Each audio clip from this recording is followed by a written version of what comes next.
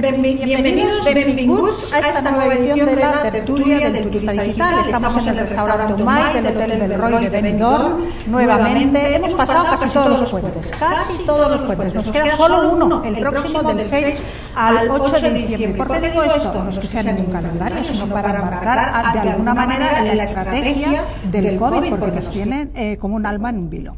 Tenemos aquí a nuestros invitados y con ellos vamos a hablar de varias cosas, tanto que alguno de ellos ha dicho, pero si yo no soy experto en tanta cosa. Y yo digo, claro, es que nadie somos expertos en tanta cosa, pero nos vemos inmersos en tantos temas como la electricidad, las pensiones, el COVID, la formación, el empleo, y qué menos que ellos, que son grandes profesionales, nos van a dar unos puntos de vista y unos conocimientos muy, muy interesantes. Así que, con su permiso, paso a darles la bienvenida a Sergi Castillo. Buenas tardes, hola, Sergi. Moltes gràcies per estar así. Gracias a tú por la invitación. Sergi es docente, a ver que me lo lea, porque de todo pasa en la vida. Y hoy ha pasado que se ha estropeado la impresora y no hemos podido imprimir. Escritor, autor de varios libros, entre ellos La batalla por la sanitat valenciana, publicada por la Fundació Institut Alfons el Magnànim. Moltes gràcies per estar així. Roque Company, ex jefe de Servicio de Anestesiología, Reanimación y Terapéutica del Dolor del Hospital General Universitario de Alicante. Es larguísimo el título, pero es que también tiene mucha enjundia. Yo no le puse los nombres al hospital.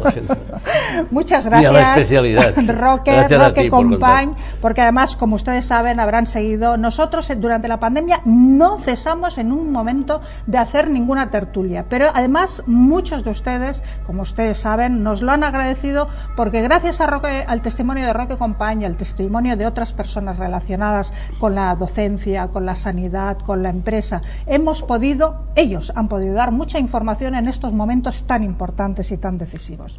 Y tenemos con nosotros a José Antonio Morán. Buenas tardes, José Antonio Morán, que por fin le hemos podido pescar. Buenas tardes. Arqueólogo y especialista en virtualización del patrimonio, también en política exterior de la Unión Europea, y esperamos que nos cuentes también cosas de los fondos europeos, si nos da tiempo, es que tenemos tanto, tenemos tanto.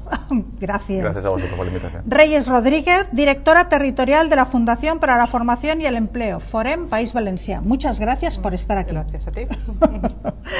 Es la primera vez y esperemos que no sea la última. Ellos repiten. Vale.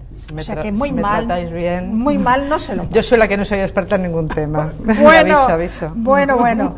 Y Antonio Sivera, que hacía mucho tiempo que no, desde antes del verano, Antonio, redactor de prensa y crític de cinema y un imprescindible cuando hablamos de Radio Benidorm y Onda Cero Villajoyosa. Encantado de estar otra vez aquí. Muchísimas gracias. Pues la tertulia de hoy, como saben, es sobre actualidad. La pueden seguir a través de la página web de www.elturistadigital.com, también a través de YouTube, de nuestro canal de YouTube, y de las redes sociales como Twitch, Twitter y Facebook. Y ahora nos vamos a publicidad, pero nada, yo creo que en menos de un minuto. Volvemos enseguida y estaremos con ustedes para hablar de actualidad.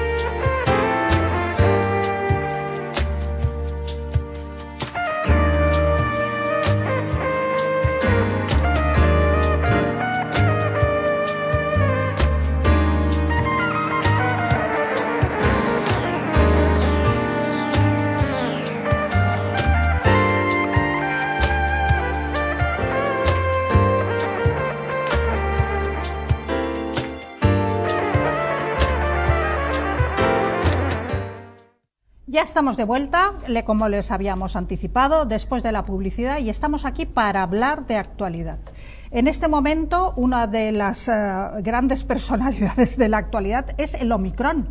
El Omicron, que tiene nombre de partícula como el electrón, el positrón, y esto supone un gran reto para la sanidad en general, y para la sanidad valenciana en particular. Un tema que nuestro compañero Sergi Castillo sabe muy bien porque escribió un libro sobre la sanidad valenciana. Pero no nos hables de la sanidad. Cuéntanos que esta semana, creo, el jueves día 2 de diciembre en el Ayuntamiento de la Playa de Benidorm, creo que presentas un nuevo libro. Cuéntanos.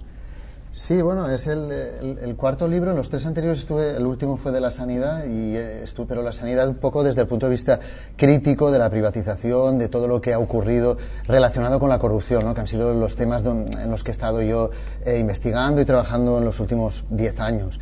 Y ya después de los libros de corrupción y de este tema tan oscuro, ¿no? Y tan triste, me apetecía hacer algo un poco más alegre, ¿no? Mostrar otra cara que fuera más amable de la sociedad valenciana. Y casualmente me surgió un tema que digo, ostras, este sí que es un tema chulo, es un tema de diálogo, de concordia, un tema de llegar a acuerdos, de sentarse a hablar, que era el pacto lingüístico que además ha tenido como protagonistas y como escenarios Benidorm, la Costa Blanca, grandes personajes ilustres de esta ciudad, ¿no? Y es el libro que estuve realizando durante la época de la pandemia, ¿no? Que estaba encerrado en casa y que vio la luz el mes de octubre pasado y lo presenté en Valencia. Con el presidente de la Generalitat y con el gran Rafael Alemany. Efectivamente. El presidente es muy grande, pero nuestro Rafael Alemany es inmenso. Sí, es el autor del prólogo, el catedrático de Filología Catalana de la Universidad de Alicante, Rafael Alemany. Es el autor del prólogo, pero además es un personaje, en este caso, histórico, porque él fue el que hizo de puente entre los dos sectores enfrentados, ¿no? El sector, digamos, representado por la derecha, por Eduardo Zaplana, ¿no? El que estaba de presidente en aquel momento, y el sector de la universidad, el sector más intelectual, y él hizo posible el pacto. Si no hubiera sido por Rafael Alemany, no se hubiera llegado a ese fin. Y era necesario llegar a ese acuerdo, claro.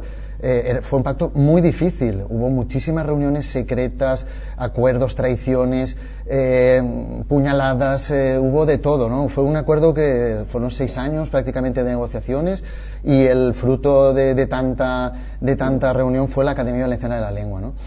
Todo eso que no se contó, que muchas cosas quedaron ahí guardadas en un cajón, es lo que he sacado a la luz después de mucho trabajo, mucha investigación, muchos datos aportados, entre otros por Rafael Alemany, y que forman parte de este libro, ¿no? Que algunos dicen si es un thriller, si es una... Porque la verdad es que hay pasajes que es como yo decía, ¿no? Que son bastante... que parecen una película, ¿no? En ocasiones. De suspense. De suspense, con sus cadáveres y todo. En este caso no son cadáveres mortales, pero sí que ha habido gente que se ha dejado mucho por el camino, ¿no? Para que este tema de la lengua, de que hubiera un acuerdo entre las dos partes enfrentadas sobre el valenciano, que es el valenciano, ¿no? Cómo tenemos que escribir en valenciano, llegar a buen puerto, y al final es una historia con final feliz, de ahí que sea la parte positiva, que tenía muchas ganas de escribir en positivo, y esta era la gran historia, creo yo, desde la transición. Y por eso estoy emocionado de poder presentarlo el jueves en Benidorm, y además acompañado de Rafael Alemany. Vendrá el alcalde de Benidorm, que también pues a uno le... Es muy valencianista, sí, también, Toni es una Pérez. parte del Partido Popular además que representa esa ala valencianista, con lo cual estoy contento. Y también está Francesc Xavier Llorca-Ibi, otro profesor de Filología de la Universidad de Alicante. Y estoy encantadísimo de poder presentarlo en una ciudad que ha sido parte de los escenarios de esta historia. Y nada, muy, muy feliz y esperando que guste también aquí como en Valencia, que la verdad es que resultó un acto entrañable. Enhorabuena, y allí estaremos para enterarnos sobre todo de los entresijos. Qué poco reconocimiento tienen algunas veces algunas personas, ¿eh? Fíjate lo de Rafael Alemany que dices tú, y algunas veces pasamos por encima. Sí, por eso ¿no? también hay que poner en valor estas cuestiones. Efectivamente. ¿No? Roc Company, Omicron. Ayer mismo el presidente Biden decía que el Omicron es motivo de preocupación, pero no una causa de pánico. ¿Cómo crees que debemos afrontar el Omicron a nivel de organismos y, por supuesto, a nivel particular de cada uno? Buenas tardes. Bueno, el Omicron es la variante del COVID, desconocida y, por tanto, motivo de preocupación. Motivo de pánico no. Es más, ahora comentando yo decía, es que estamos evolucionando dentro de la pandemia está evolucionando por olas, de máximos, de cumbres y valles. Pero es que nuestro comportamiento está siendo el mismo, es decir, nosotros pasamos del pánico a la euforia y a la viva todo, ¿no? A la euforia sobre todo, ¿no? Entonces, si nosotros cuando vemos nos asustamos, a lo mejor gracias a ese susto pues tenemos conductas adecuadas. Cuando ya gracias a esas conductas adecuadas la transmisión baja y entonces hay un valle y entonces ya pensamos que esto ha pasado y viene la euforia y volvemos a llevar conductas no adecuadas, no inadecuadas. Entonces, ¿qué va a pasar con el Omicron? Es decir, es el gran desconocido, pero ya se ha secuenciado, ya se conoce y me imagino que las empresas farmacéuticas estarán trabajando, adaptando la vacuna, ¿no? Es de transmisión vía aérea, exactamente igual que el otro, y si no nos ponemos mascarilla y nos juntamos va a seguir transmitiéndose. ¿Qué es lo que se debe hacer? Es decir, no hay que hacer ni pánico ni euforia, sino respeto a lo que está sucediendo y sentido común. ¿Qué es el sentido común? Tenemos una ventaja, que es la vacuna. La vacuna, aunque no sea, a lo mejor no cubra tanto el Omicron como los que ha cubierto, pero sí que deja en el organismo unas defensas. Es decir, a lo mejor la inmunidad humoral, las inmunoglobulinas bajan, pero siempre hay un recuerdo en los linfocitos que cuando hay una agresión se despiertan y empiezan a atacar. Es decir, la vacuna es buena y hay que vacunarse. ¿Estamos protegidos? No, ese es un error. Creer que por la vacuna podríamos hacer lo que nos dé la gana. La vacuna implica aumentar las defensas, pero no nos protege de la transmisión. Protege un poquito, una parte, porque el virus que el organismo destruye no se transmite. Ahora, ¿todos los destruyen? No, ni mucho menos. O sea, hay una lucha entre la carga viral y las defensas del organismo. Por tanto, la vacuna hay que ponérsela, porque nos da defensas. Es la única arma que tenemos. Es decir, no es igual tener una ciudad con muralla que sin muralla. ¿Que la ciudad con muralla está totalmente protegida? No, pero es una defensa.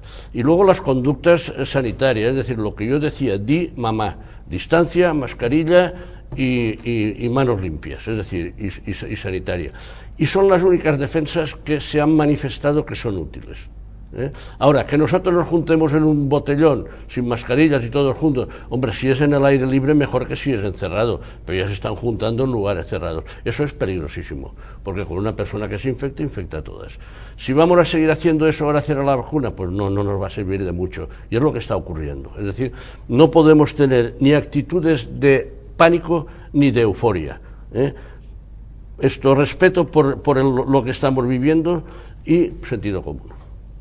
Hoy mismo aparecía solo para apuntar, en las noticias, no sé en qué periódico lo he leído, que Holanda había logrado aislar 15 días antes el Omicron, 15 días antes de la llegada del avión de Sudáfrica o de África, no sé de qué país y tal, con lo cual parece que no está tan claro que sea origen africano, porque enseguida le ponemos enseguida el apellido. Es que eso no me lo sé, o sea, no lo sé, porque ahí hay información oculta e información sesgada. El hecho es que tenemos un nuevo virus con unas mutaciones. A mí, el que haya salido de los laboratorios, el que haya salido del ornitorrinco o del murciélago, es que me es igual. La realidad es que lo tenemos aquí, ¿no? Y tenemos que luchar contra él. Y eso es lo que nos tenemos que plantear. Que en Holanda haya aparecido, pues probablemente lo sabrían o no lo sabrían, no lo sé, porque a lo mejor si hacen una PCR rara, pues la averiguan, pero si estaban tratando como un COVID normal, pues no lo sé. O sea, es decir, yo parto de la base que no sé si ha sido intencionado o no. Que haya habido una mutación, yo me esperaba muchas más, la verdad. Hemos tenido mucha suerte y la gran valle ha sido porque hemos hecho muchas barbaridades. El gran valle ha sido, al tener una disminución, fue gracias a la vacuna, gracias a que no han habido mutaciones o no han habido controladas y gracias a la temperatura que había subido. Pero ahora hay mutaciones, hay vacunas pero no toda la gente se está vacunando y tenemos que defendernos con lo que podamos, ¿eh? Vacuna y di mamá, distancia, mascarilla y manos limpias. Perfecto. José Antonio Morán, menos mal que te hemos pescado, porque era imposible que pudieras venir a las tertulias. Cuando comenzó la pandemia, el mundo de la educación recibió muchísima atención, a pesar de que la atención fue un poco tardía, porque a los docentes, bueno, a todo el personal que estaba trabajando en los centros escolares, les vacunaron un poquito más tarde de lo que ahora, visto con la perspectiva, debería haber sido. ¿Crees que se sigue cuidando estos organismos de la misma manera, o sea, con ese gran cariño y con ese gran sentido común? Porque ayer mismo Sanidad notificaba 2.863 nuevos casos de coronavirus y por prueba de PCR o test antígenos, y llamaba mucho la atención que de los 7 brotes, 6 pertenecían al mundo de la educación. Tú que estás en el mundo de la educación, de la docencia, del centro escolar. Bueno, como profesor, la medida, tal y como comentaba el doctor, de distancia, mascarilla y manos limpias se lleva a rajatabla.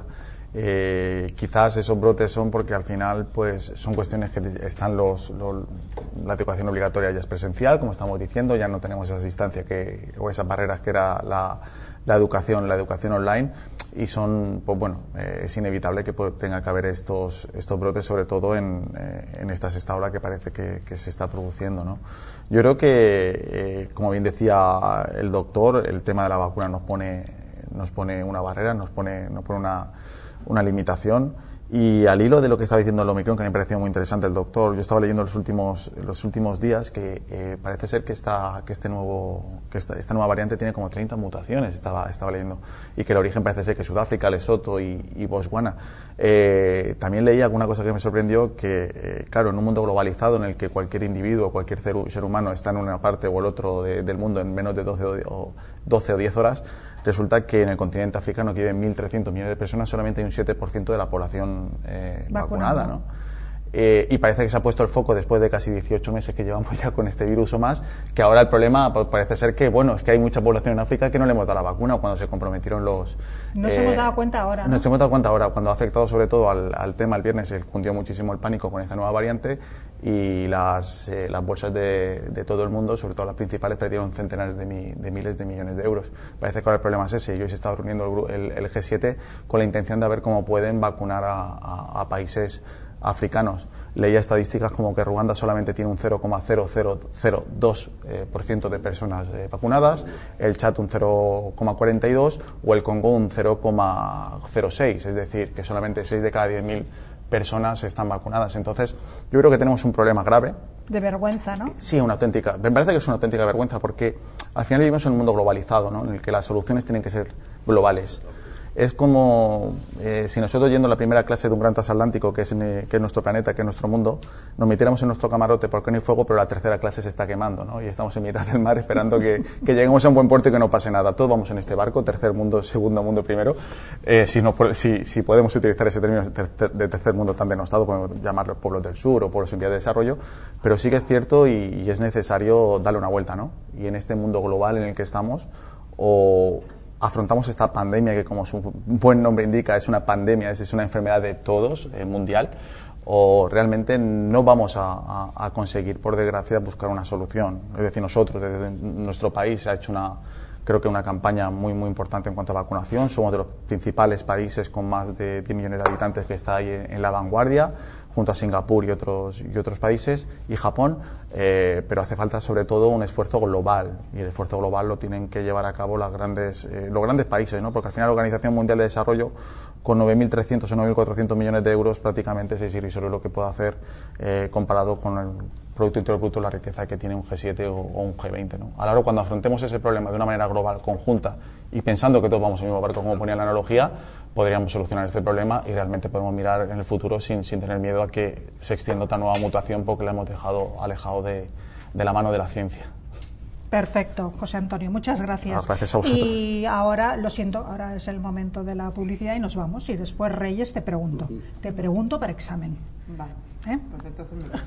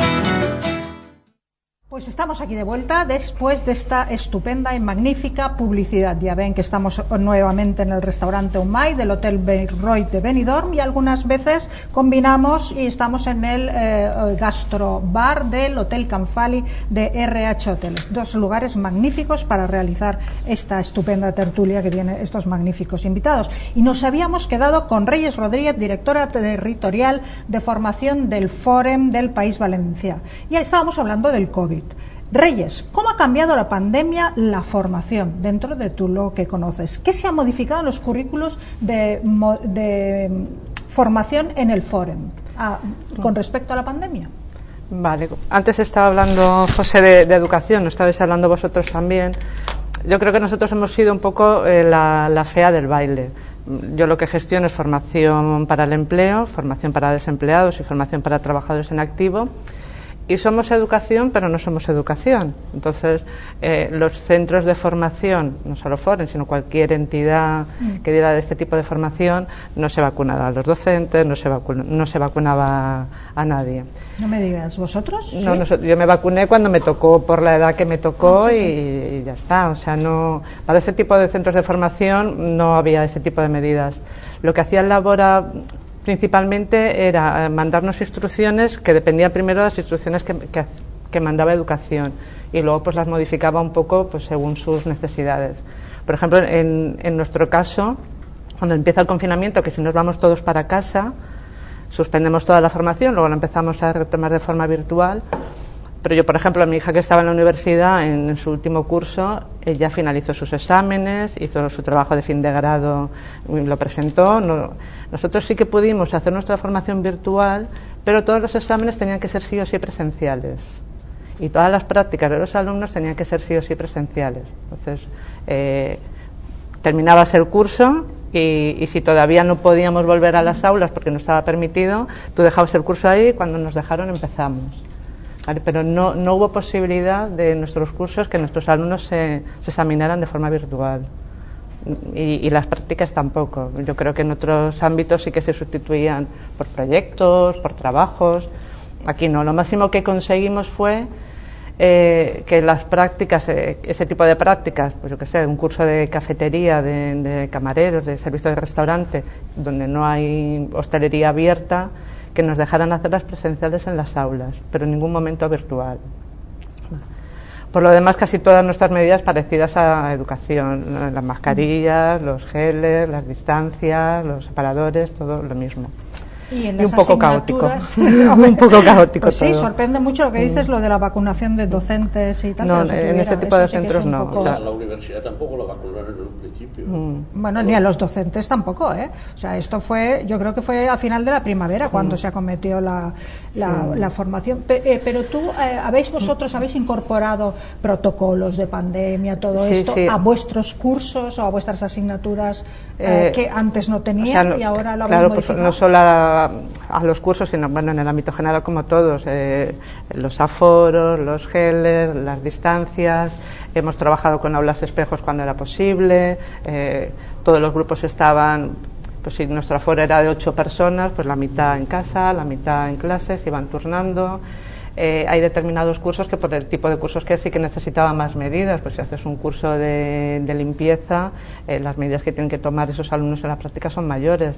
Los cursos de atención sociosanitaria, pues también mucho más, porque hay cursos que sí, al final eres tú con tu ordenador y poco más, pero un curso de bar y cafetería, un curso de atención sociosanitaria, tienes que hacer prácticas con tus compañeros y ahí los cuidados sí que eran mucho mayores y además era mucho más difícil. Y luego también ¿han salido nuevas profesiones relacionadas con esto? ¿Algunos? No, en eso no. Yo creo que el Labora en ese sentido también es un poco lento. O sea, tú cuando sale una convocatoria y concursas para los cursos son la parrilla que sacan ellos. No ofreces cursos alternativos ni nada así. Por ejemplo, ahora sí que hemos empezado con el Ayuntamiento de la Vila, pero es un curso privado, un curso que nos ha pedido de limpieza hospitalaria. Ahora sí que está muy demandado y entonces ahí sí que metes mucho el tema de COVID, pero si no, en general los cursos son los mismos. Otra cosa son las precauciones que tienes que tomar tú en esos cursos. Con el tiempo saldrán, ¿no? Imagino. Sí, porque esto yo creo que va a ser para largo. Sí. Porque es eso, que esta es una una variante nueva, pero yo creo que me preocupa esta y las anteriores, pero lo que me preocupa es que no aprendemos. No aprendemos, no tenemos memoria, pues eso, estamos un poquito mejor y ya, pues ahora salvamos la Navidad, ¿no? Y luego ya veremos con la Semana Santa. Como los peces de colores. Antonio Sivera, como periodista y como usuario, ¿qué opinas de todo este asunto de la tercera vacuna, del Omicron? Porque evidentemente tenemos unas especiales circunstancias y tenemos que aferrarnos a algún criterio. ¿Qué es lo que te transmite a ti mayor credibilidad? ¿De qué y quién te transmite a ti mayor credibilidad en todo este barullo? Es un mare magnum. Sí, Sergi, al hablar de su libro, decía que un libro basado en documentación, en declaraciones, en investigación, adquiría, sin pretenderlo, un carácter de thriller. Sí, de narrativa, donde normalmente hay buenos y malos, y gente que persigue y gente que es perseguida. En toda esta historia del COVID y su evolución, también empezamos a ver ese tipo casi de esquema. Después de que los primeros sustos y el primer pánico haya pasado y ahora sigue un poco la inquietud, pero no tanto el pánico, empiezan a repartirse los papeles, los buenos y los malos. Y es algo que esta pasada semana he estado observando, no con asombro, porque yo ya lo esperaba, y también esperaba el reparto de papeles. Por ejemplo, los malos, las farmacéuticas, que están haciendo el agosto, que retienen producción, que retienen o sacan con cuentagotas avances y mejoras. Los países que suscribieron el programa COVAX, que era ese programa destinado a facilitar y a llevar a los países menos favorecidos las vacunas, había un listado, los que más cumplen y los que menos. En el farolillo rojo estaban los Países Bajos, que no han dado nada en absoluto. Luego están los negacionistas, por ejemplo, que son los malos preferidos de esta historia, y luego están los buenos, que son los que a pie de obra están, digamos, intentando paliar todos estos efectos. Por ejemplo, las organizaciones no gubernamentales, Médicos Sin Fronteras, profesionales que de alguna manera se han volcado en esto y que hablaban de que no solo el problema es que no llegan las vacunas, es que cuando llegan luego está el problema de cómo alcanzar esos puntos donde es difícil llegar con los medios que tienen. Cómo convencer a mucha gente de que lo de la vacuna es imprescindible, es decir, esas barreras tribales, culturales que dificultan mucho el llegar. Buenos y malos. Yo no sé si esta historia acabará siendo una historia de buenos y malos. A veces los esquemas son así porque los papeles se reparten mejor y cada uno se siente más tranquilo con sus responsabilidades.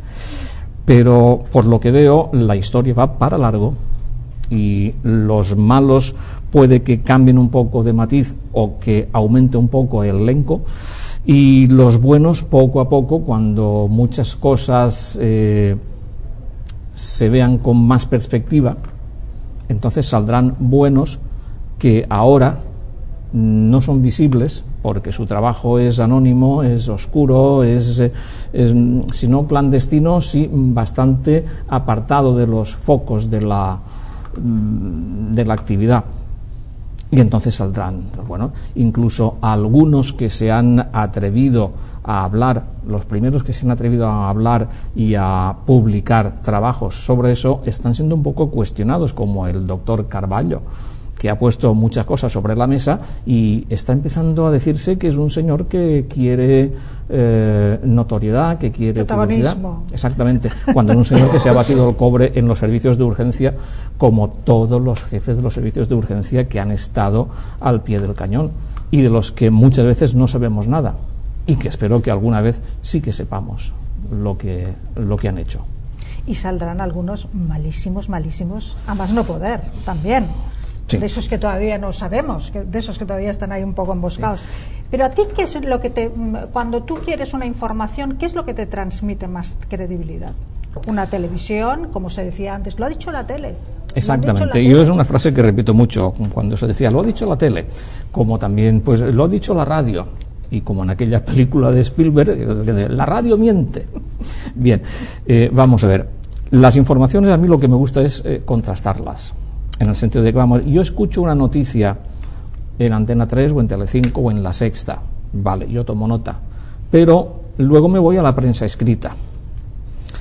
Hay matices, o sea, la noticia es la misma, pero los matices a la hora de repartir están un poco más difusos. Yo contrasto, y de los contrastes a veces sacas un promedio, que ese promedio no te altera la base de la información, pero sí que te da algunos matices que son importantes a la hora de seguir el recorrido de la noticia. Tranquilidad, a mí la tranquilidad me la producen los medios de comunicación que no tienen que ir constantemente a los tribunales por denuncias y por querellas, es decir, por dar noticias falsas, o como decía el olvidable Mr. Trump, las fake news. Yo tengo mis informaciones, mis informadores de cabecera, a los que también contrasto, por supuesto, pero que un periódico que está un día sí y un día también en los juzgados, pues la verdad es que es un medio que a mí no me merece mucha confianza, aunque solo se haya equivocado un par de veces o haya cobrado un par de veces. Algunas veces algunos medios están en los tribunales y es porque les denuncian los agredidos, y después con el tiempo... Es que aquí hay mucho ofendidito, bueno, siempre. No solo ofendidito, es señoras ya, compran sí. cremas descuidadamente. Bueno. Esas denuncian también. Es que el momento, la verdad, tenemos de todo. Es que en este momento tenemos de todo.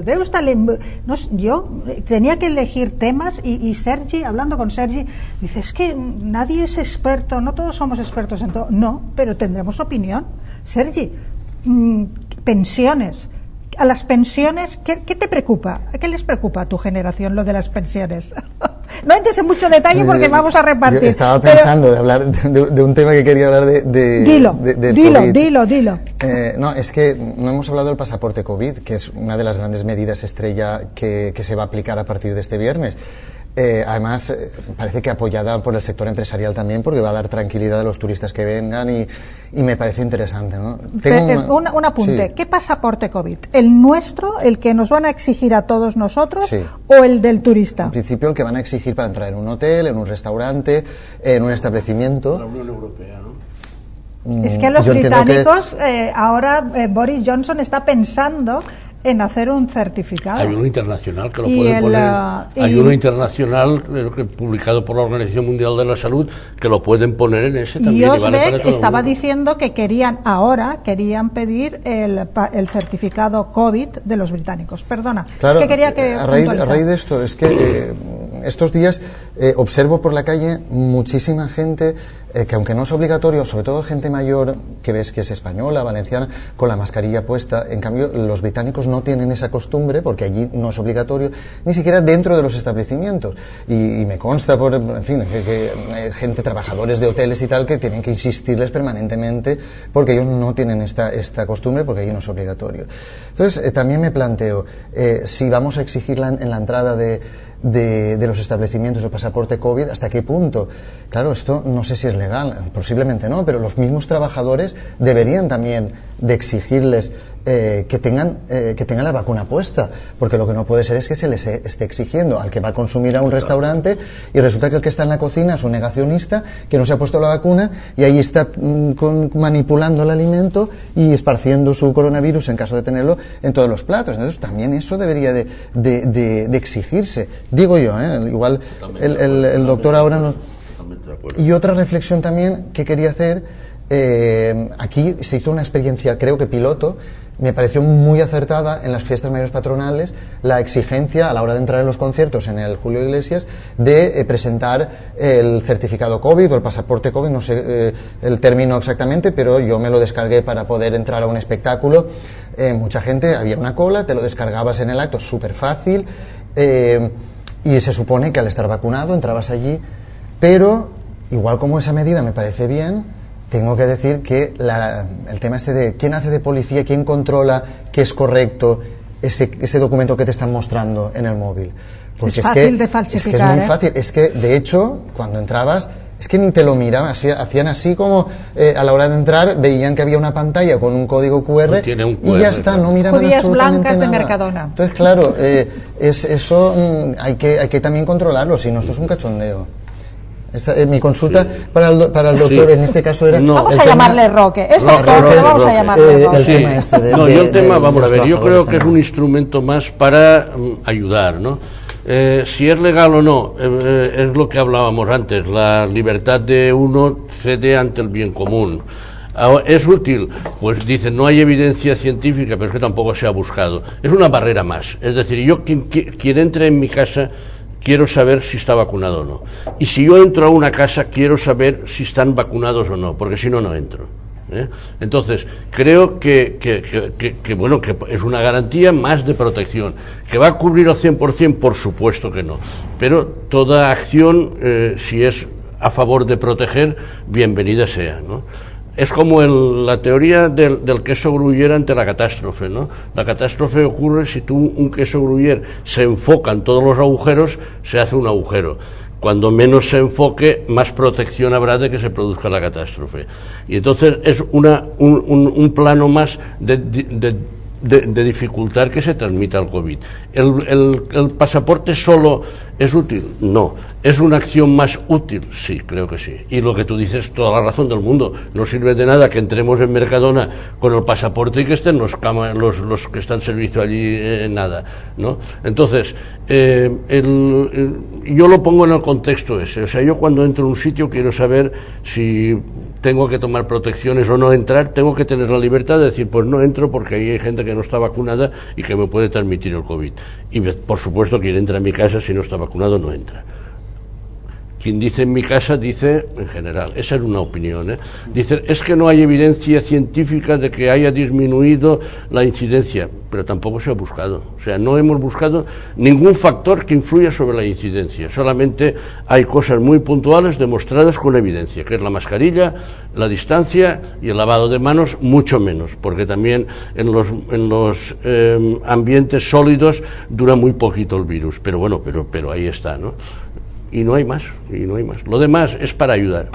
Es que ayer, abundando en todo esto, ayer una noticia en un informativo televisivo también decía que los rastreadores militares, que hasta hace un tiempo eran piezas clave que se habían dejado un poco aparte, han vuelto otra vez a realizar esas labores de rastreo, que se demostraron que eran eficaces, que eran casi obligatorias. Sí. En un momento dado eso parece que se paró, y ahora, ante la máxima preocupación, esos rastreadores vuelven a estar en activo.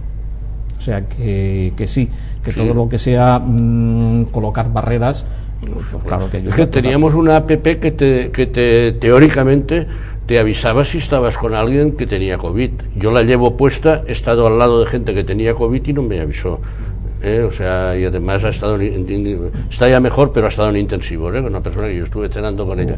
No me avisó, me hice luego el test 2 o 3 días seguidos y no. Pero todo lo que sea poner barreras es bueno. Una barrera solo, pues hasta ahora no, el 100% no lo cubre nadie. Bueno, yo tengo que apuntar un poquito y nos vamos a publicidad. Una de las cosas es que se ha visto que algunos países han tenido la gran tentación de recortar libertades con esto de la pandemia. No creo que sea el caso de España, que se pueda decir de España, pero sí que han habido grandes recortes en libertades, ¿no? Con la maniobra esta de la pandemia. Y después, yo no sé si recordaréis, hace nada, esto ha sido, mira, lo tengo aquí, del 9 de noviembre, el escándalo en Grecia por una estafa a gran escala que implica antivacunas, sobornos y agua en jeringuillas. Es decir, los que no querían vacunarse con agua sobornaron a enfermeros para que les inyectaran agua y tal, ¿no? Que es y te dan el certificado. Un placebo. No, pero tú sabes lo final de la historia. El final de la historia es que los enfermeros realmente sí inoculaban la vacuna. Algunos, pero algunos no. Bueno. Y entonces tienes la cosa de que tienes el certificado y tal. Bueno, pues vamos a seguir hablando después de la publicidad. Roque, después de la publicidad vamos otra vez al... No, que si ayudamos al COVID, pues bien para el COVID.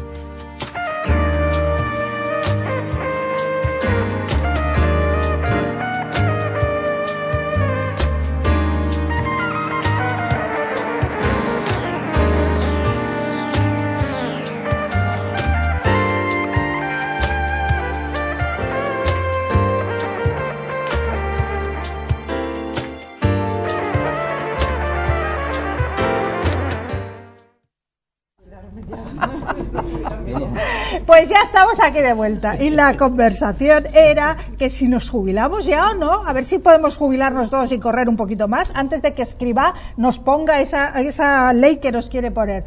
Bueno, pero tu generación algo dirá, Sergi. Yo lo que tengo claro es que te quieres jubilar. No, y además yo tengo claro, y siempre lo he tenido, que me voy a jubilar mucho más tarde de lo que se jubilaron mis padres y que voy a tener más dificultades que ellos para cobrar, porque eso yo siempre lo he tenido claro por la pirámide de población y porque, en fin, ya me gustaría, ¿no? Y decir, no, pues ya puedes tener la oportunidad a los... pero las cosas son así, yo lo tengo súper claro, no sé la gente por qué se sorprende, si es normal, si hay pocos nacimientos, esto el dinero no se puede... La sorpresa será que con tantos años que ya llevamos, quiero decir, de democracia y se supone que de políticos con una cierta formación, ellos no hayan copiado de otros países. Porque lo que hay que hacer es copiar y copiar bien, pero no llegar hasta el final. Hay una pregunta un poquito trampa, pero esa se la dejo a José Antonio. O sea que a vosotros todavía no llega, pero esa se la dejo a José Antonio.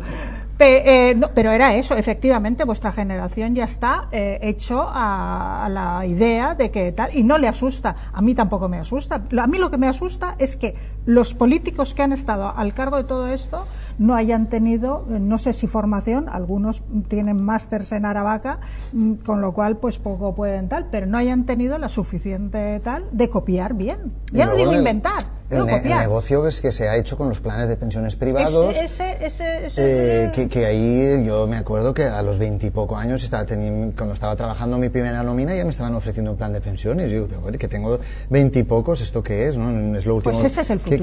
que se me ocurre, ¿no? El plan de pensiones con 20 años claro, los incentivos fiscales, el plan de pensiones, de alguna forma se ha incentivado eso, ahora se ha desincentivado, en fin, yo es algo que el tema de la jubilación lo veo muy lejos Y sé que no va a ser ni a los 65 ni a los 70. Ni a los 70. Eso lo tengo muy claro. Bueno, y eres uno de los afortunados que tienes. Y espero además que mientras una persona está con capacidad, y depende también de la profesión, no es lo mismo el minero que el profesor. Una señora de la limpieza del hotel. Exacto, que un doctor, que un profesor, en fin, que puede alargar su vida profesional y adaptarla también a la edad que tiene, y a lo mejor no puede hacer menos horas, tal y como ocurre en la universidad, y eso además es un tesoro para la universidad, tener a los profesores. Los seniors. O sea, eso es un lujo, ¿no? Y entiendo que esto se puede, pero yo lo tengo clarísimo. Roque, ¿y a ti qué te preocupa de la jubilación? ¿A ti? Hombre, a mí personalmente nada, porque claro. Espero ya que me aguanten, ¿no? Ya estoy cobrándola. Bueno, pues hice mi plan de pensiones particular, no en ningún organismo, porque no me fío de nadie, ¿no? Entonces, por eso reuní. Perdón, sí que estamos buenos, no me fío de nadie. Yo sí que sé que yo pagué jubilación por dos vías, cuando por una ya tenía derecho al 100%, pagué por autónomos también, yo tenía la seguridad social y autónomos, el autónomo sabía que no iba a cobrar nada de eso, no estoy cobrando nada de eso. ¿Y qué me preocupa? ¿Qué pasará mañana? Es decir, es lo que ha dicho él, es decir, la pirámide de población, hay pocos nacimientos, se debe hacer, creo que se debería hacer, quien sepa, una política adecuada para que proteja las pensiones. Y porque también, claro, es que los políticos, ellos viven muy bien, ellos las tienen aseguradas las pensiones, los demás que se apañen. O sea, no veo mucha actitud por parte de los políticos de ningún signo de resolver el problema. Si no tiene solución, por un poco, pues sálvense quien pueda, ¿no? Pero yo creo que algo más se podría hacer, ¿eh? Y yo no soy ningún experto, y es una opinión de ciudadano. No, estamos hablando, nadie es experto. Normal. Bueno, o sea que es un problema grave, es un problema grave. Es un problema grave, pero un problema grave de estrategia y de planificación. De planificación. De planificación. La pregunta, José Antonio, es... yo creo que hubo un momento que había bastantes millones en la hucha esa, ¿no?, del Fondo Social, y hubo mucho. ¿Qué ha pasado? ¿Qué pasó? Habría que preguntárselo a quien gestionó esas huchas, ¿no?, de que estaban preparadas en tiempo de bonanza, y cuando vino la crisis, al final lo que pasó es lo que suele pasar en cada crisis, ¿no?, que aquí se privatizan beneficios pero se socializan las pérdidas y se defiende con liberalismo a capa y espada. A mí me parece muy bien cualquier cuestión ideológica, siempre que se sustente en principios básicos y coherentes, ¿no? Se defiende el liberalismo a capa y espada, que el Estado no debe intervenir ni regular la economía, pero cuando viene una crisis como la del COVID, o pasa la crisis que vino en el 2008, la crisis financiera, lo primero que hicieron algunos de los neoliberales que defendían a capa y espada la no intervención estatal fue pedir a Papa Estado que viniesen a rescatar sus cuentas, ¿no? Y ahí hicimos, digamos, esa exclamación de las huchas de las pensiones. Al hilo del tema de la pensión, yo me siento pues muy identificado con esa generación que no sabe lo que va a ocurrir, ¿no? Somos una generación que por formación y sobre todo que ha pensado, esa generación casi perdida, ¿no?, que llaman muchos de mis colegas docentes que están en profesores de universidad. La mejor preparada de la historia de este país. Sí. No olvidemos que en los años 70 se hablaba de un 60% de analfabetismo. Ahora parece una barbaridad, ¿eh? Uy. No, pero en ciertas edades, segmentos de edades, en los años 60, había un 60% de analfabetismo o más en ese nicho de edades, ¿eh? Sí, en España teníamos ese hándicap, esa rémora. Nosotros estuvimos, digamos, a la cola del tema de la alfabetización, también es verdad, a la cola de la laicización de la educación, ¿no?, que estaba en manos del clero, ¿no?, por antonomasia en este país del siglo XIX.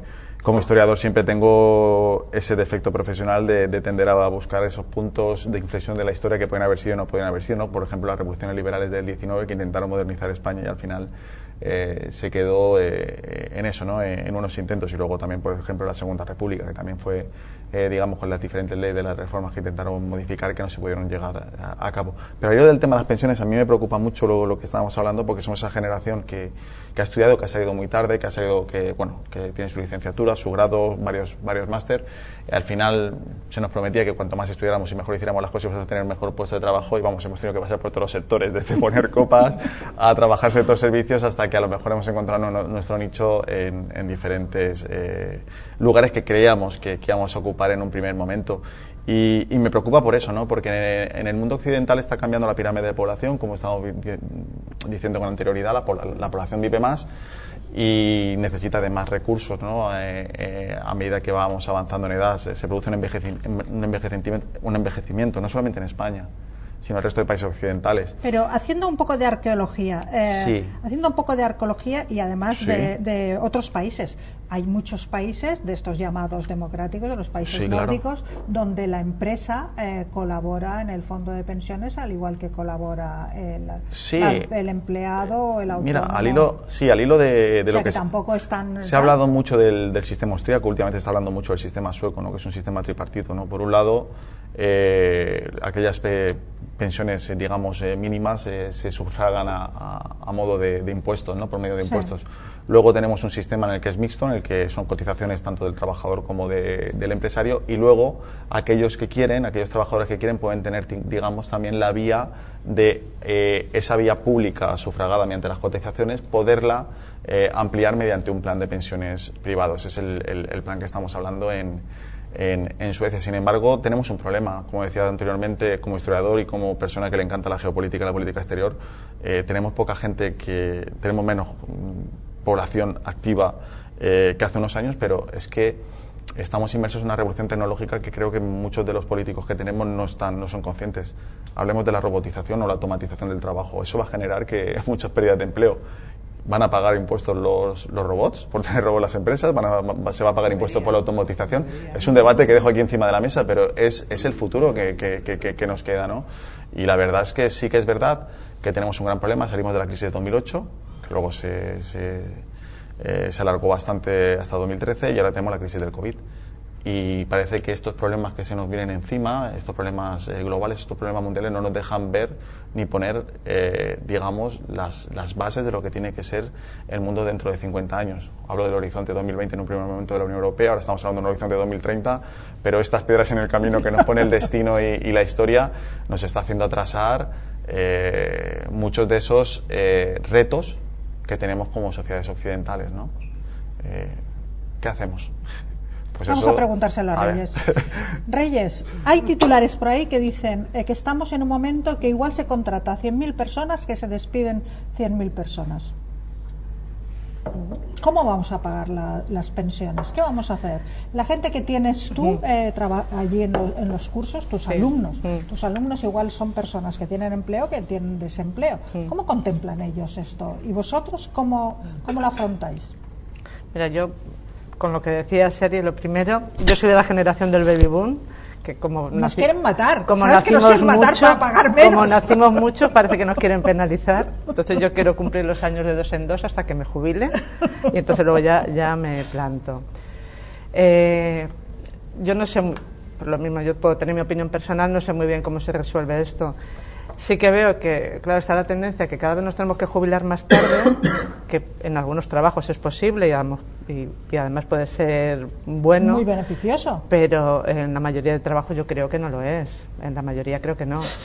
Y luego también entiendo que si cada vez nos jubilamos más tarde, los jóvenes cada vez se van a incorporar pero más tarde. Eso es terrible, poner en la espalda de los seniors la culpa de que el joven no tenga trabajo.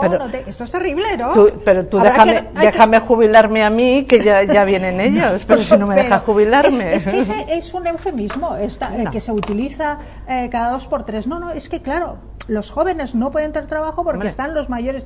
Pues a gasificarlos, ¿qué vamos a hacer? No. Tú déjame a mí que me jubile. Que ya, yo creo que sí que es cierto, si no podemos jubilarnos y cada vez nos vamos a jubilar más tarde, de alguna manera va a perjudicar. Si cada vez hay más robots también y no pagan impuestos, pues habrá que hacer algunos cambios. Y también creo en la sociedad.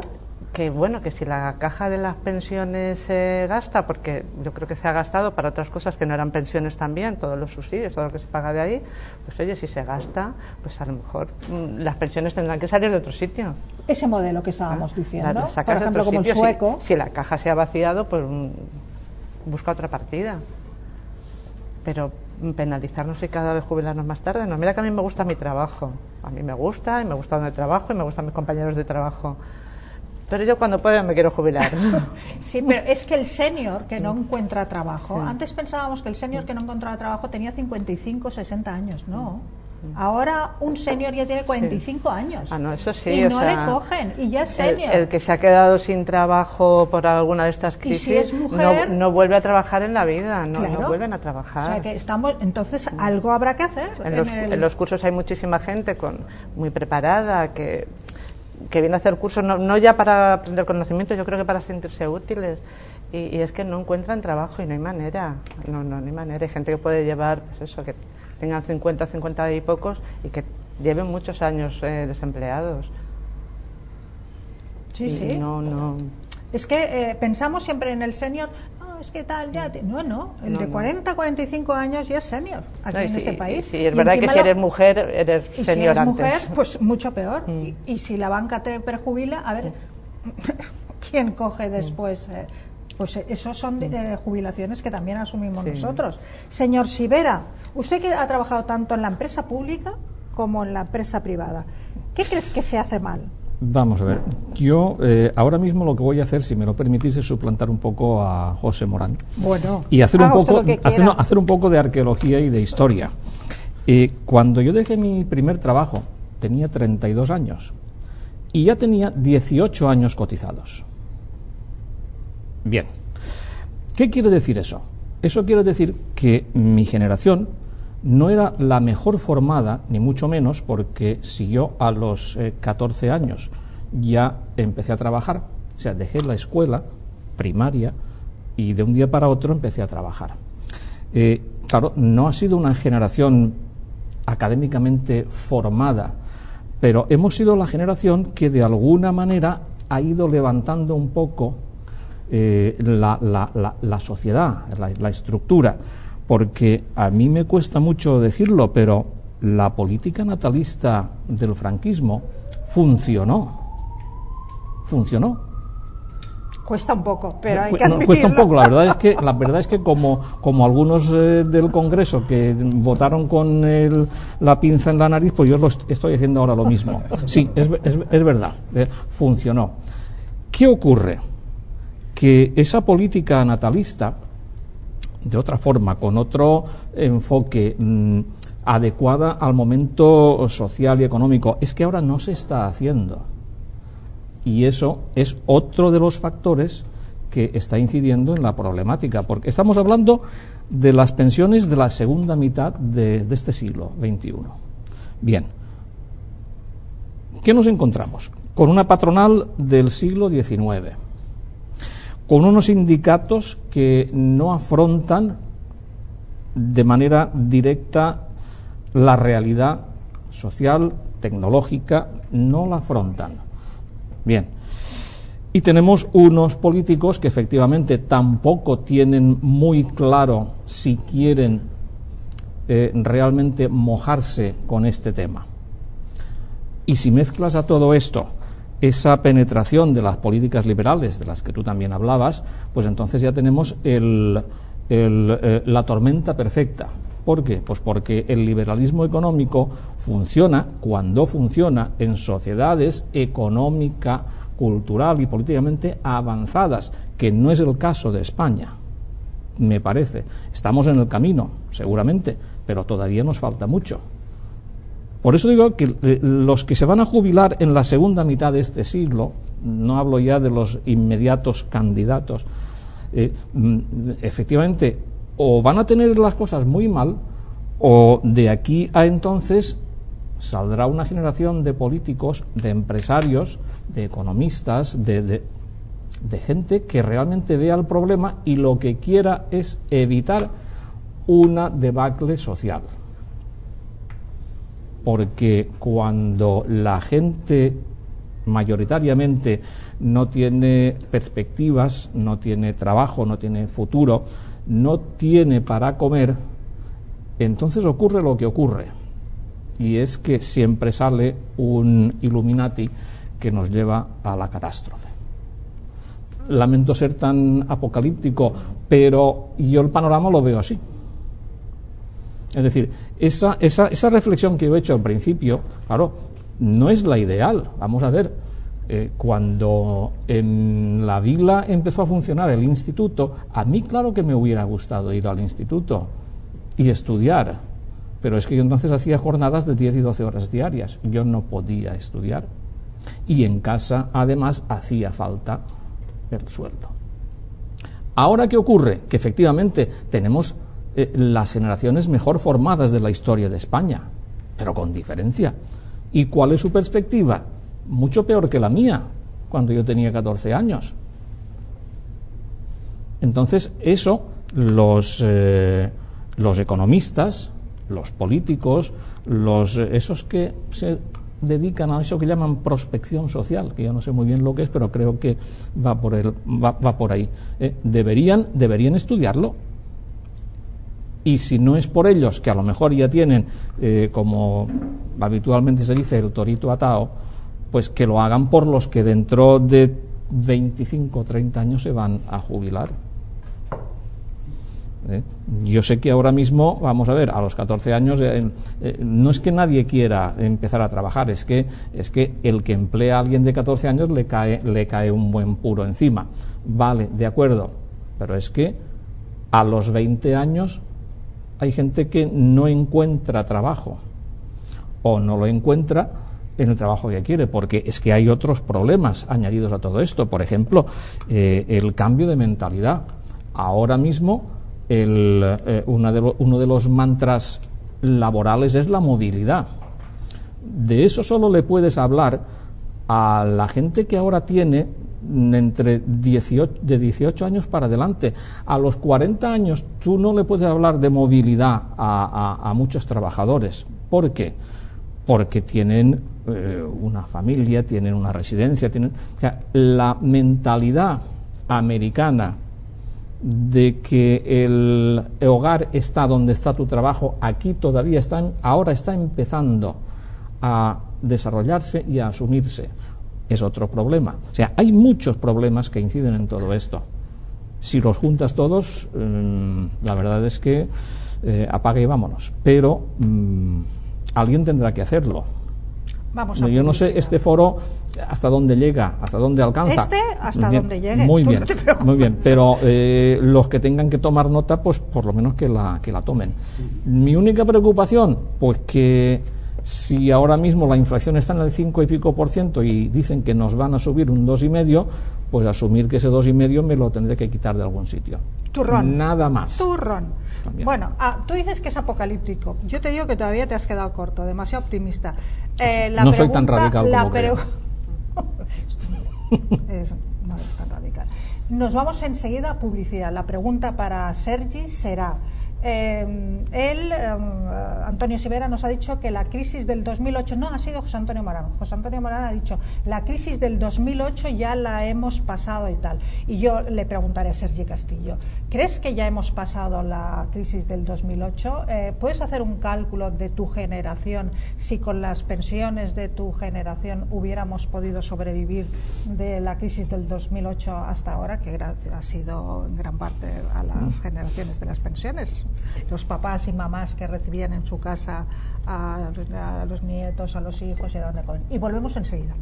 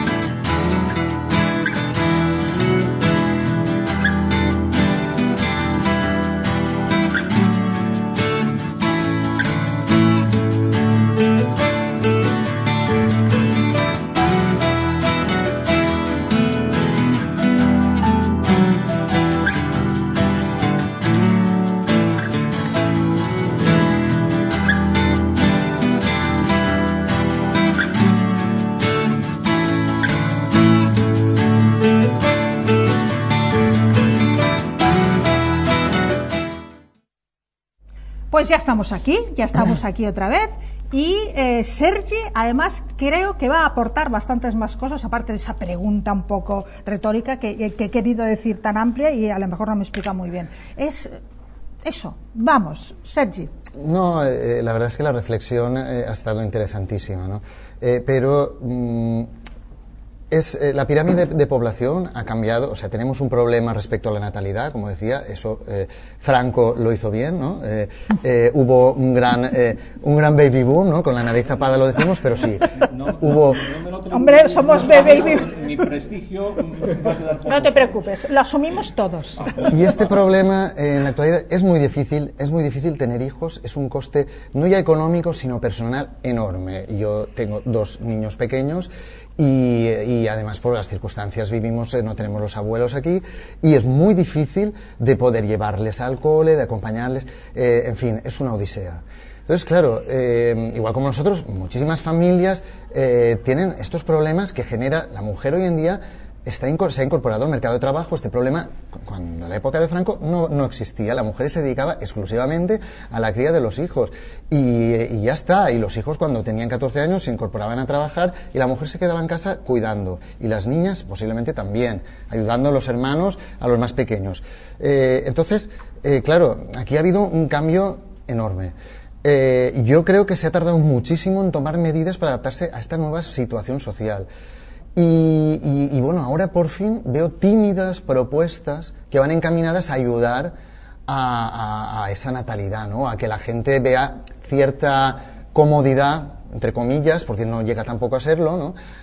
Porque si decides ser padre y madre, tengas esa opción, ¿no? La gratuidad de la enseñanza 0-3 años, poder llevar al bebé a un colegio de forma gratuita, que no tengas que pagar 300, 400 euros por tener que tener al niño en la guardería, porque eso es lo que cuesta. Si tienes 2, si tienes 3, en fin, es un sueldo enorme. Si los 2 están trabajando, ¿quién los lleva? ¿Quién los recoge?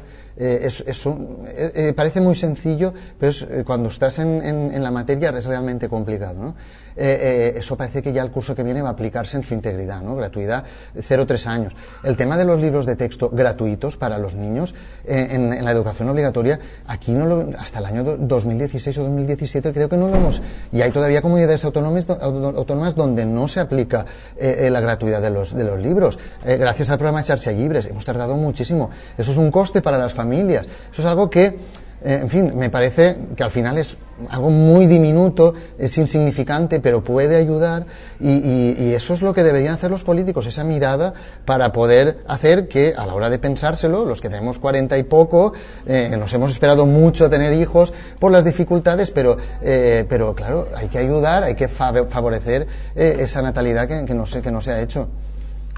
Yo querría matizar cuando he hablado de política natalista de la época, sí, de la época Franco. No, es que quiero matizar. No me refiero, por lo que algunos puedan pensar, no me refiero al caso de la mítica familia Fragoso del Toro, que tuvo unos 15 o 16 hijos y eran recibidos por el caudillo y el caudillo les daba no sé qué. En fin, y eran familias de 15, de 12, de 20 hijos. Y demás, no todos sobrevivían, pero bueno, o sea, no me refiero a eso. O sea, me refiero a que las condiciones, claro, después de la guerra España era un erial, murieron muchos jóvenes que hubieran podido continuar. La escala demográfica se interrumpió y entonces gracias a ciertas políticas eso, digamos, de alguna manera se fue remendando y tal. Claro, el problema es que la evolución social y económica del país ha sido muy rápida a partir del 75, muy rápida, y los cambios y la adecuación no lo han sido tanto, de manera que ahora nos encontramos con esta situación cuyos efectos, por ejemplo, los ha estado exponiendo Sergi. Una política natalista. Y no hablo ya tampoco ni del aborto ni de los antiabortistas, ahí yo ya no entro, porque ahí entramos ya en temas de convicciones morales, etcétera, que yo ahí no entro. Pero una política natalista, la de Franco, que se apoyaba en un rol de mujer. ha cambiado socialmente, y entonces hoy en día, aunque hicieras la misma política de natalidad, la mujer resulta, y si no nos lo dirá ahora Roc, que en su campo de trabajo yo creo que hay muchos casos, la mujer cuando tiene niños se retira de su carrera, y a la hora de reincorporarse en medicina es más fácil porque eres médico o entras a un centro de salud, pero ya no puedes, ya se te ha cortado esa manera igual de progresar, que te apetece pues hacerte el doctorado, una especialidad y tal, y en cambio lo consigue.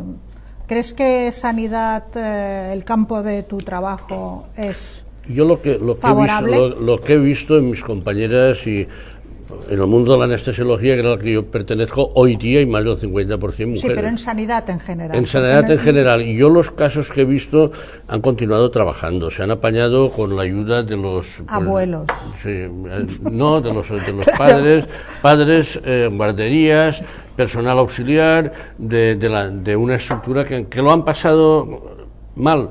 Sí, pero no han dejado, o sea, en general, salvo excepciones, no han dejado su carrera, en general. Pero no han progresado del mismo modo, igual que... No han progresado del mismo modo. Además, un caso concreto de una tesis doctoral que estaba dirigiendo y no pudo seguir la doctoranda porque no tenía tiempo. Sí.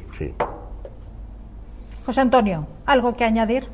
No, me ha gustado mucho la reflexión, porque sí que es verdad que bueno, la España, gracias... a la deriva que ha tomado el país y al desarrollo que ha tenido el país, sobre todo en etapa democrática, ha dejado, creo yo, que una de las etapas más grises en cuanto a infradesarrollo. Sí que teníamos muchísimos... España estaba dentro de un régimen demográfico transicional, de transición, en el cual se tenían muchísimos hijos, las familias tenían muchísimos hijos, pero no tenemos que recordar que a partir de los planes de estabilización en los 50 y el plan de desarrollo en los 60, casi 2 millones de españoles tuvieron que salir fuera para ganarse la vida. Alemania, Suiza, Bélgica...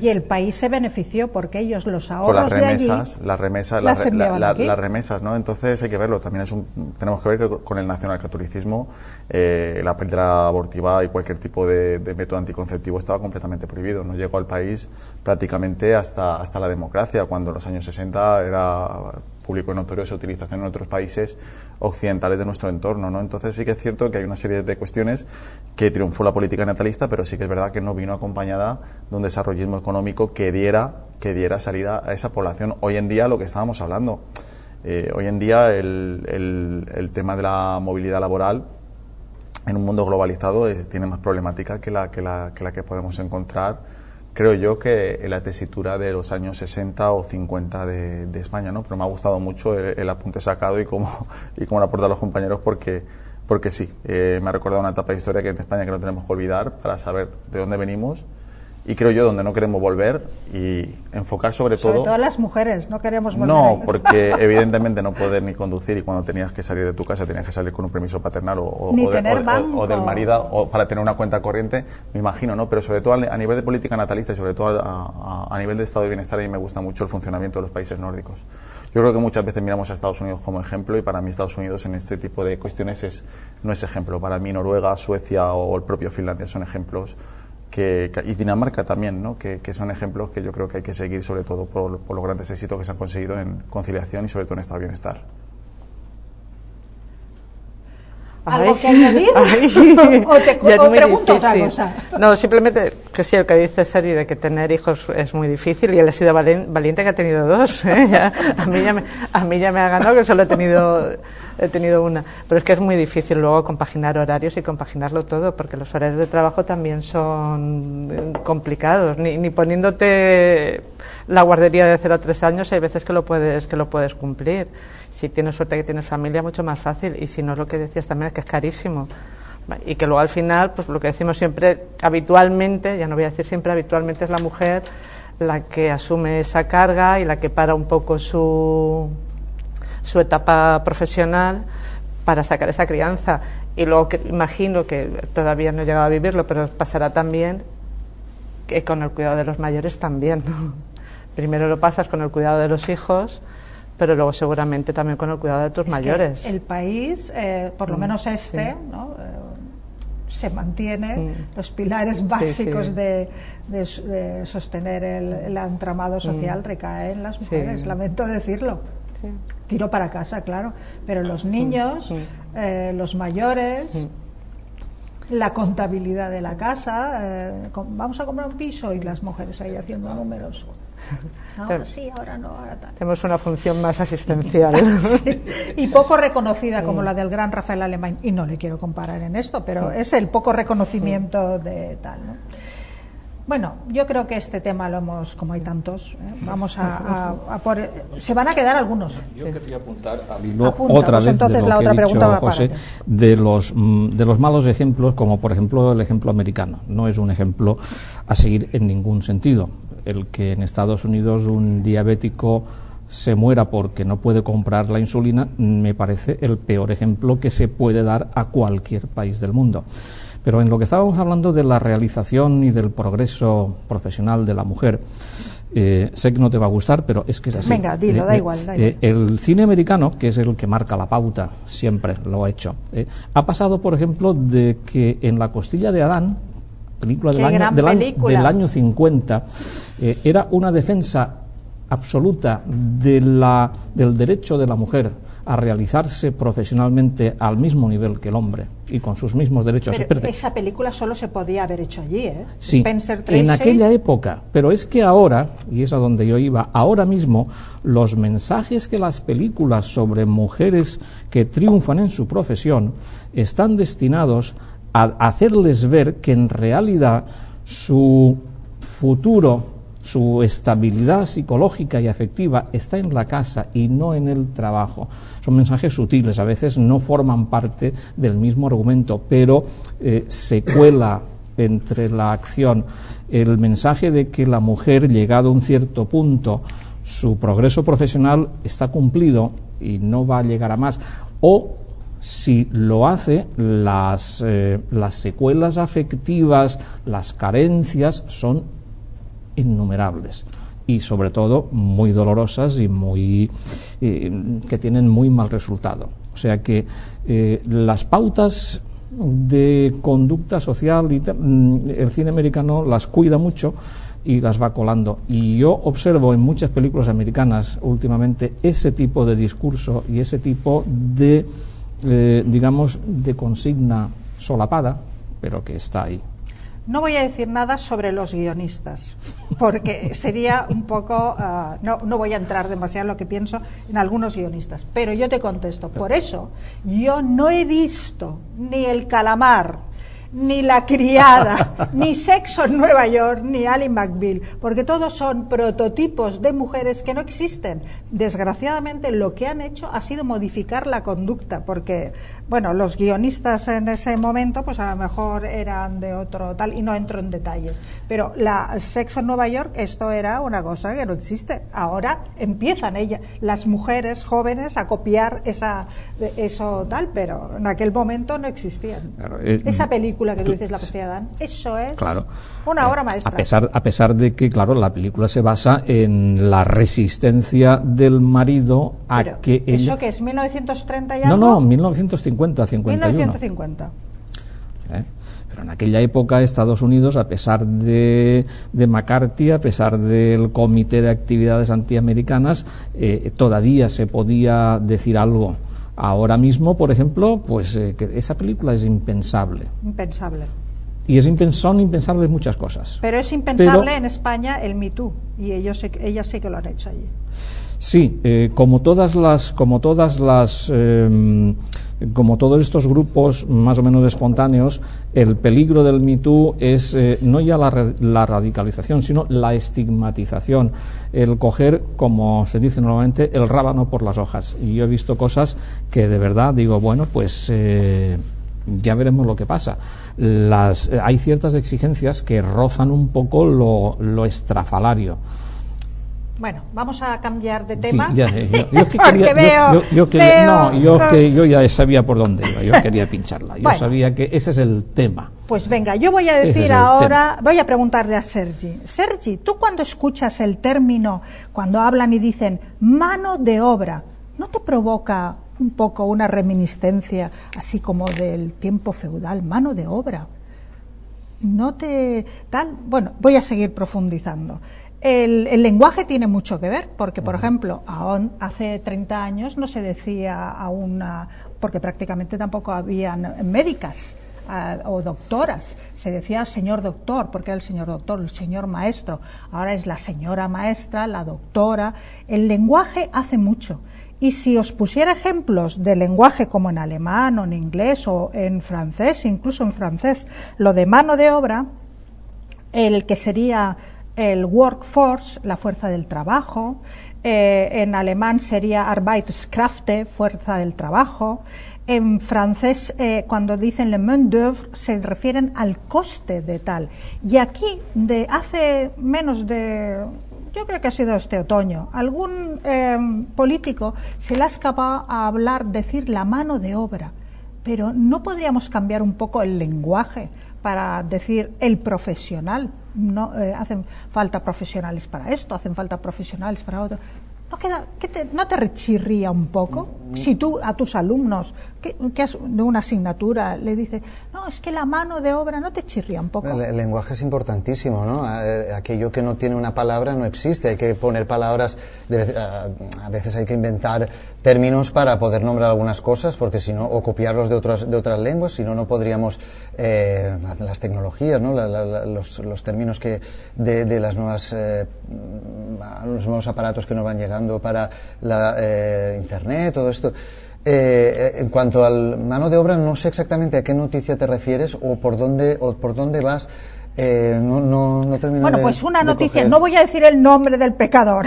Pero di la noticia para bueno, ver. Pues mira, la noticia te la voy a decir. Francesc Colomer, hablando de hostelería y de turismo, dice, no tenemos mano de obra cualificada o tal, no sé.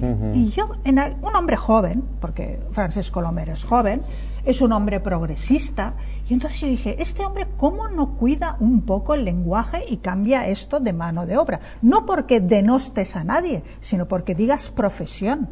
El profesional hace falta que más formación o no sé qué, o hemos visto que en turismo estas áreas necesitan más formación y más difusión entre los profesionales del turismo, pero a decir mano de obra...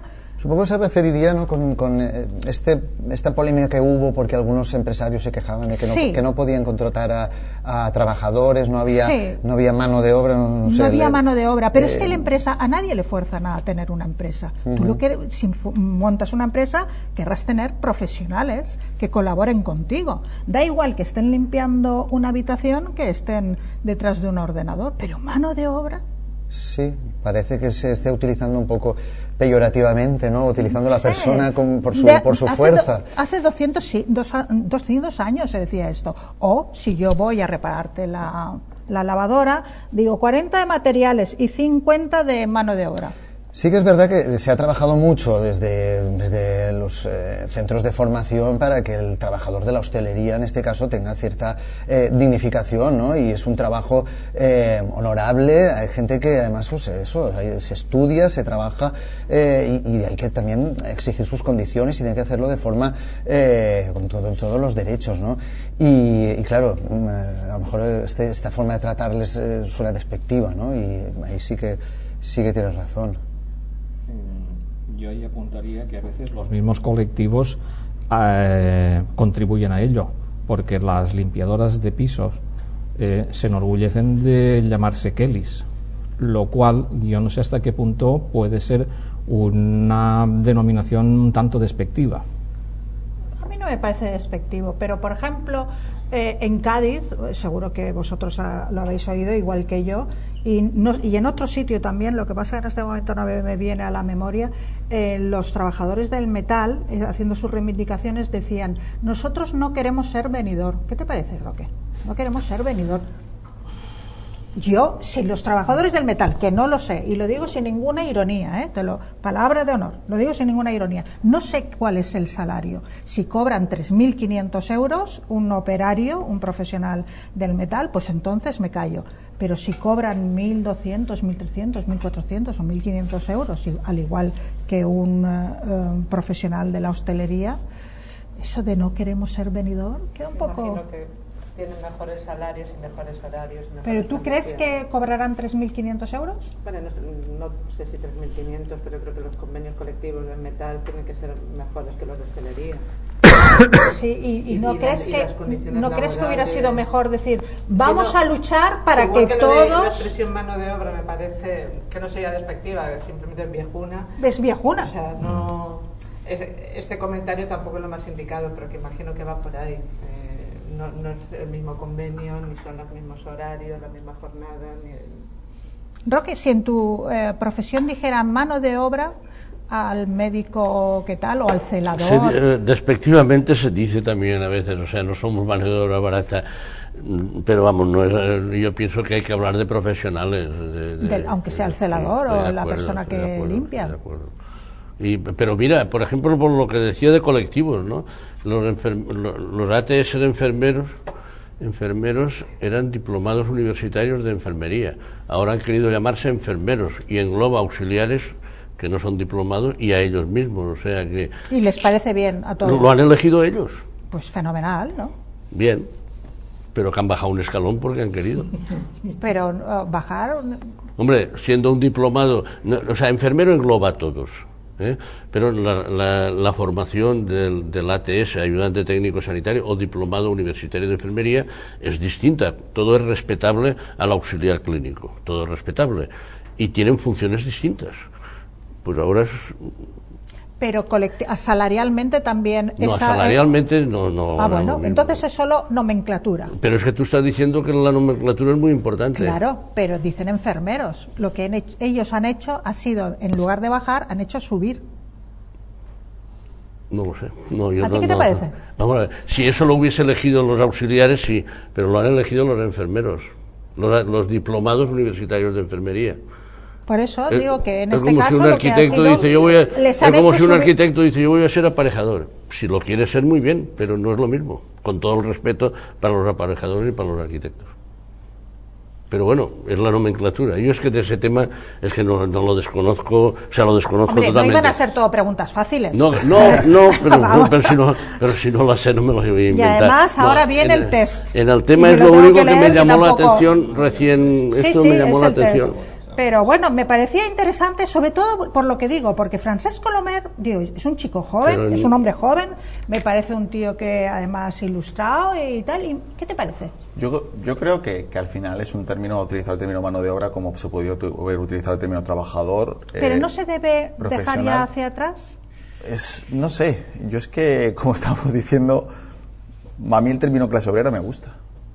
Pero es que no tiene nada que ver. No, y es un término anacrónico desde los años 80 porque Ronald Reagan y Margaret Thatcher, por ejemplo, se encargaron de desajustarlo, ¿no? Hay un partido inglés que se llama los laboristas. Los laboristas del Labour Party, fundado pero no tiene nada que ver clase obrera con decir no, y la mano de obra, yo creo que encontramos mano de obra, como si tuvieras que salir ahí al camión. No, yo creo que muchas veces es como sinónimo y nosotros lo utilizamos muchas veces a la hora de hablar, por ejemplo, de la deslocalización industrial. Por ejemplo, las empresas buscan mano de obra barata instalando sus empresas en países en vía de desarrollo. Yo creo que, conociendo, como bien decía, la trayectoria de Francesc Colomer, su profesionalidad y lo que ha hecho en este tema, no creo que sea un término... No, para estoy diciendo nada, yo que igual tampoco. Tendría que modificar un poco, cuidar el discurso. Quizás utilizar un término a lo mejor como trabajador o profesional. Claro. Bien, yo creo que ahí es a gusto de la persona. Sí, hombre, que es cierto. Si hemos estado en el Congreso con las discusiones estas de totalmente cambiar de terminología y como y el ejemplo que tú has puesto en el tema de lo de los trabajadores del metal de Cádiz, yo creo que lo atribuye a lo mejor que ellos lo que se basan sobre todo es en la intención de que el sector secundario, es decir, lo poco que nos queda en este país en cuanto a fábricas, en cuanto al sector digamos de la transformación, no desaparezca por un modelo turístico.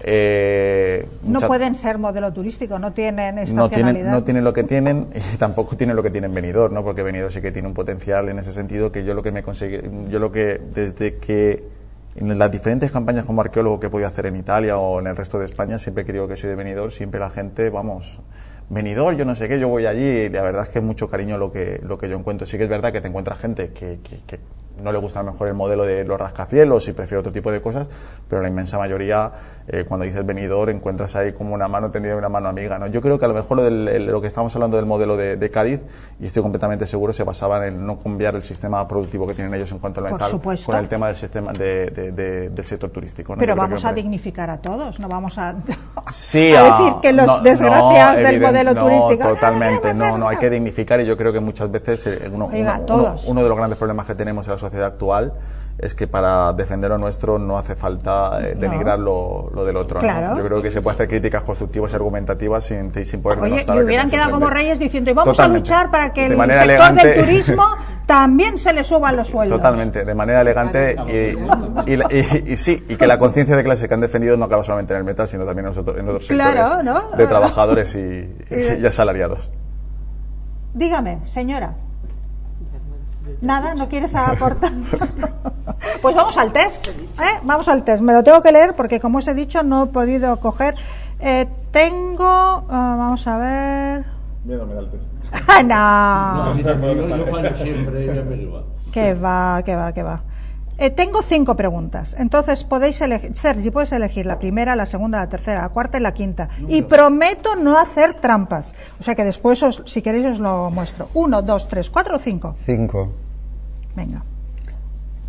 No miréis. En estos momentos, nuestro múltiple campeón de natación en aguas abiertas, Miguel Bou-Gisbert, está en los preparativos. Un saludo a esta cámara, un saludo, Miguel, y que te vaya muy bien y que ganes todo, porque lo gana todo. Está en los preparativos para disputar la World Final Championship, un campeonato final del mundo de Oceanman Open Water, aguas abiertas. Pero ¿en qué país se va a celebrar esta prueba mundial? Al que le deseamos a Miguel muchísima suerte desde aquí. ¿Turquía, Egipto, Brasil o Costa Rica? Lo conozco, soy seguidor de Facebook de él y de su madre. Y le deseo muchísima suerte. Además, fue alumno en el Instituto de la Nucía, no directamente mío, pero lo conocí y le deseo también toda la suerte del mundo. Está en Egipto y esperemos que gane, seguro que sí. Ya sabes, Miguel, Conchi, Manolo, su padre, porque Manolo también es un sufridor. Muchísima suerte a toda la familia Bou. Seguro que se viene con él esto. Pues las acertado. Tengo que confesar que es familia de mi mujer. No me digas. ¿Por parte de Bou o por parte de Gisbert? Por parte de la mujer no del padre de Conchi, sí. Es prima de mi mujer. Pues yo he de confesar que yo soy familia por parte del padre. ¿Ves? Todavía se nos algo. del Yambric. Es un cohecho.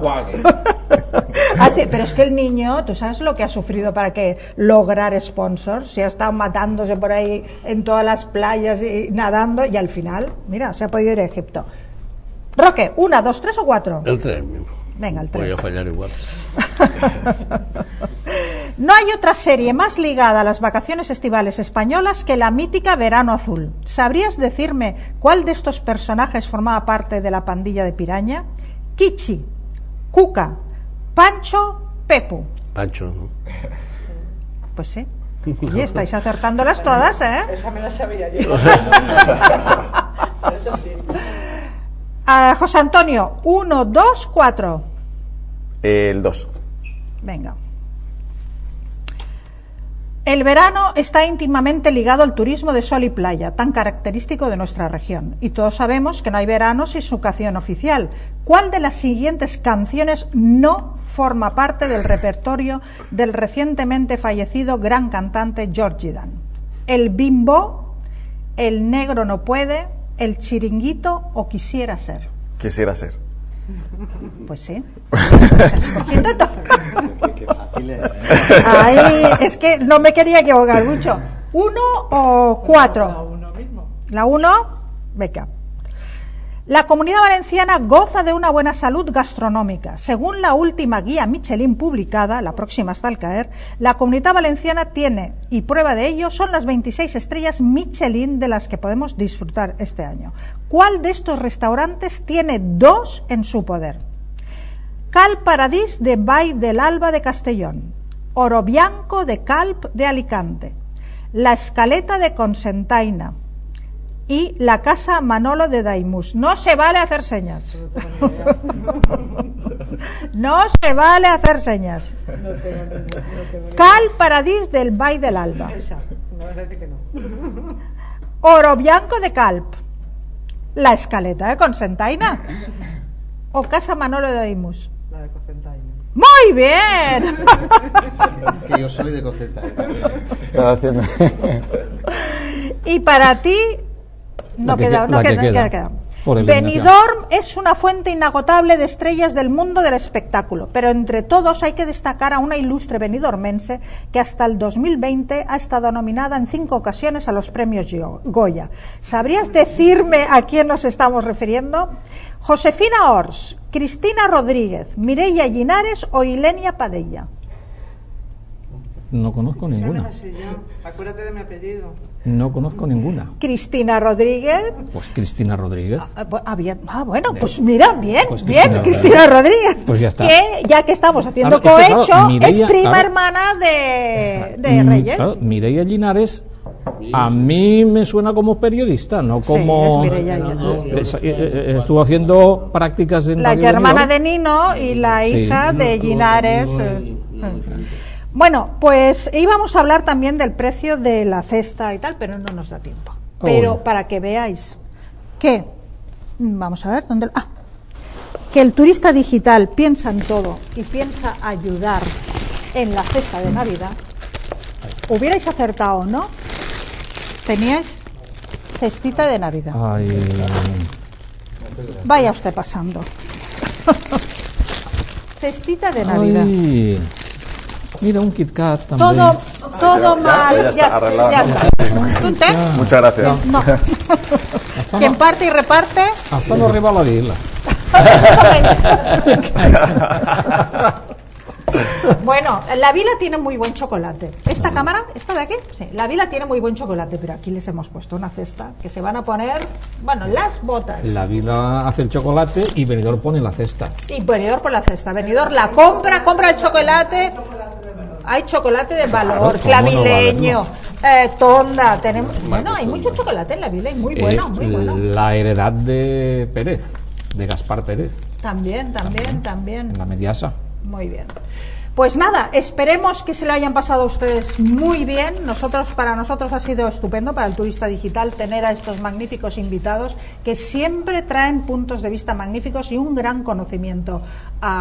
Y no estaba fácil, porque como tenemos un momento que tenemos de todo, se nos ha quedado la luz Iberdrola, se nos ha quedado de todo. Pero bueno, esto es la próxima. Muchísimas gracias, Sergi. Mucho éxito. Iremos a la presentación del libro, que estará Rafael Alemán. Muchas gracias, Roque. Muchas gracias, José Antonio. Muchas gracias, Reyes. Antonio, muchas gracias. Y a ustedes también muchísimas gracias por estar aquí, por estar con nosotros. Ya saben que pueden ver las tertulias, esta y todas las que hemos hecho, en la página web del Turista Digital, www.elturistadigital.com, en el canal de YouTube y en todas las redes sociales. Y ahí estaremos. Esperemos. Nos vemos el 14 de diciembre. Y cerramos el año y tendremos otra cesta. Hasta entonces. Muy bien.